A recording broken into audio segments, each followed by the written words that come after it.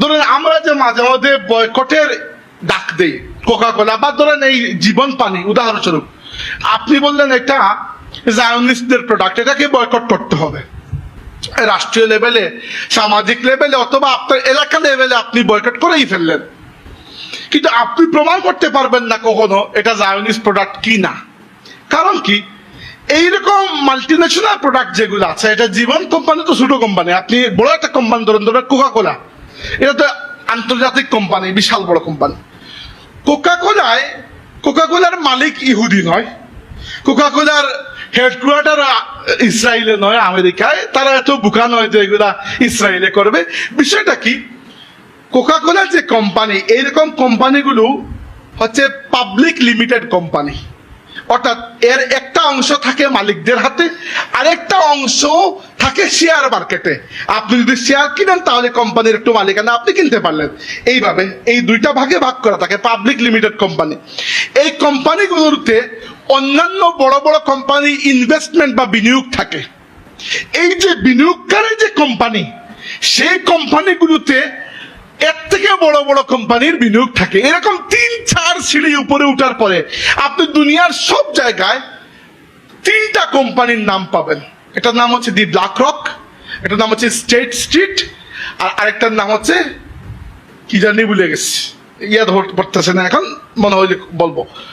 এই 3টা কোম্পানি, এই সকল কোম্পানির অন্য কোনো কাজ নাই, এরা শুধুমাত্র ইনভেস্টর কোম্পানি। এরা দুনিয়ার সবচেয়ে পাওয়ারফুল 3টা কোম্পানি, যাদের কাজ হচ্ছে, ধরেন আমেরিকা কি করে, তার দেশের নাগরিকদের পেনশনের টাকাগুলো নিজের কাছে না রেখে ওই কোম্পানিগুলোর কাছে দিয়ে দেয়। তারা ওইগুলো ইনভেস্ট করে যে লাভগুলো হয় সেখান থেকে একটা অংশ রেখে সুদ সহ আমেরিকাকে বাকিগুলো ফেরত দেয়।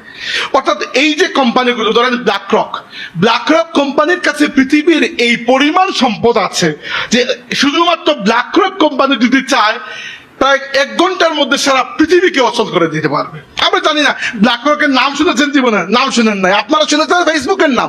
ফেসবুক হচ্ছে সামনে, যেটাকে দেখা যায়, এর পেছনে আরো 3-4 লেয়ার আছে, এগুলোকে আমরা চিনি না, দেখি না।